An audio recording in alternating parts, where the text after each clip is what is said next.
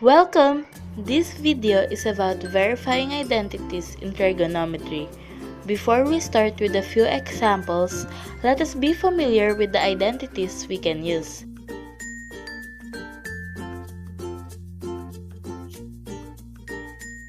For the first identity, it's the reciprocal identities. We have three for the identity: Sine data, cosine data, and tangent data. Sine data is equal to 1 over cosecant data, cosine data is equal to 1 over secant data, and tangent data is equal to 1 over cotangent data. For the second identity, we have the ratio identities. We only have to look for tangent data and cotangent data. Tan data is equals to sine data over cos data, while cotangent data is equal to cos data over sine data. Lastly, the Pythagorean identity.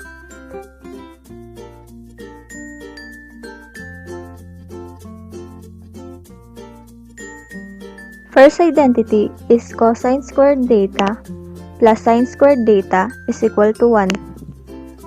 Transpose cosine squared data to get 1 minus sine squared data as the value of cosine squared data. Transpose sine squared data to get 1 minus cosine squared data as the value of sine squared data. Next is secant squared data minus tangent squared data is equal to 1. Transpose tangent squared data to get the value of secant squared data, which is 1 plus tangent squared data. Transpose secant squared data and multiply both sides to negative 1 and get tangent squared data is equal to 1 minus secant squared data. Lastly, cosecant squared data minus cotangent squared data is equals to 1. Transpose cotangent squared data and get cosecant squared data equals 1 plus cotangent squared data. Transpose cosecant squared data and multiply both sides to negative 1 and get cotangent squared data is equal to 1 minus cosecant squared data. Now, let's start with examples. The problem is tangent cube data plus cotangent cube data is equal to secant squared data plus cosecant squared data minus 3 times tangent data plus cotangent data. In this video, we're going to try to get the right side. Let us use the Pythagorean identities of secant squared data and cosecant squared data. Therefore, secant squared data will become tangent squared data plus 1 and cosecant squared data will become cotangent squared plus 1.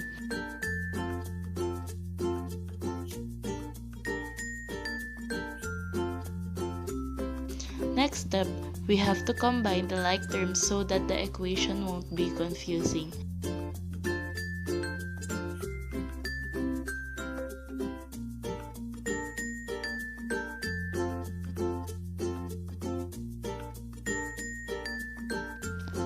After combining the like terms, we're going to use distributive property.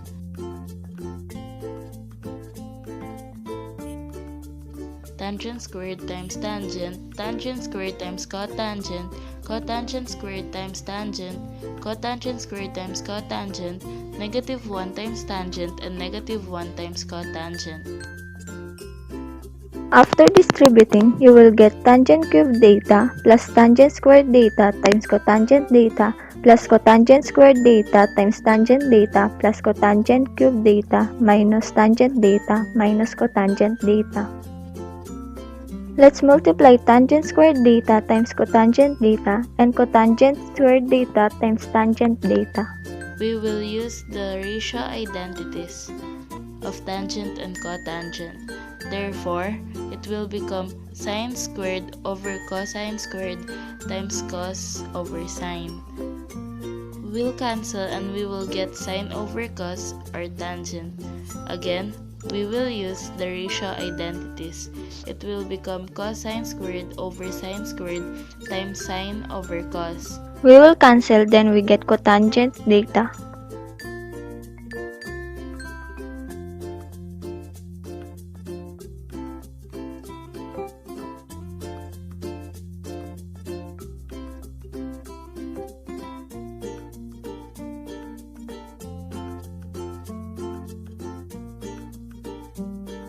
Next step, we'll combine all the like terms. Then we will get tangent cube data plus cotangent cube data.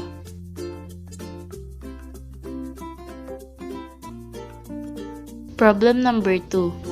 Sine data over 1 minus cos data plus 1 minus cos data over sine data is equals to 2 cosecant data.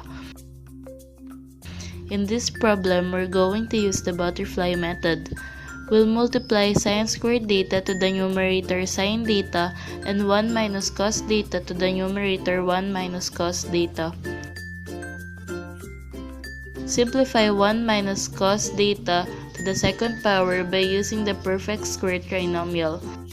The problem will become sine squared data plus 1 minus 2 cos squared data plus cos squared data over 1 minus cos data times sine data.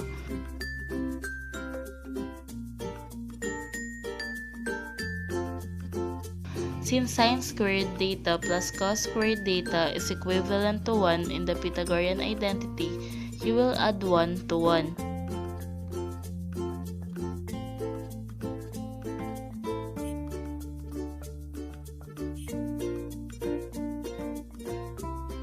After doing this, you'll get 2 minus 2 cos data over 1 minus cos data times sine data.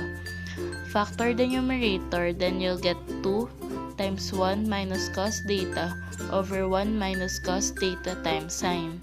Cancel out 1 minus cos data, then it will leave you to 2 over sine data. Since 1 over sine data is equals to cosecant data, simplify 2 over sine data and get 2 cosecant data.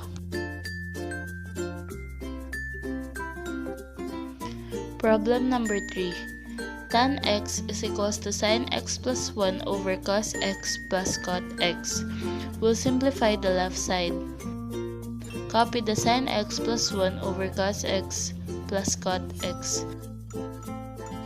We can change the cot x by getting its reciprocal 1 over tan x.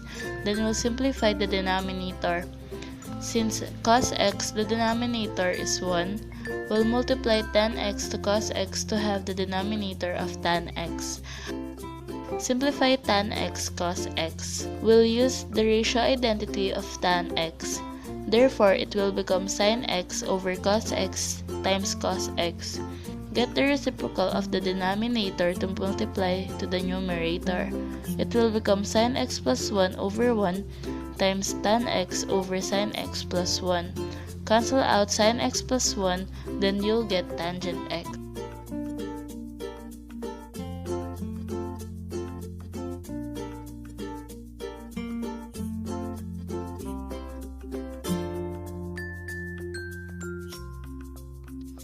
Problem number 4.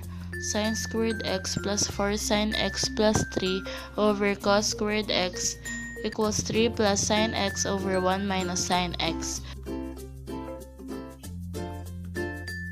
First, we'll factor out the numerator and use Pythagorean identity of cos squared x to the denominator. Therefore, the equation will become sin x plus 1 times sin x plus 3 over 1 minus sin squared x. Factor out the denominator to 1 plus sin x times 1 minus sin x.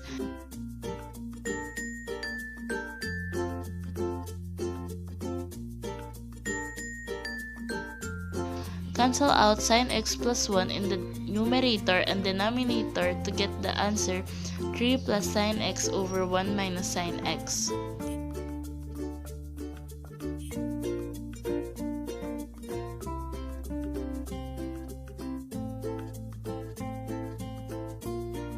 Problem number 5. The last problem is 1 over cos squared data minus tan squared data is equals to 1. First, use the ratio identity of tan data so you'll get sin squared over cos squared.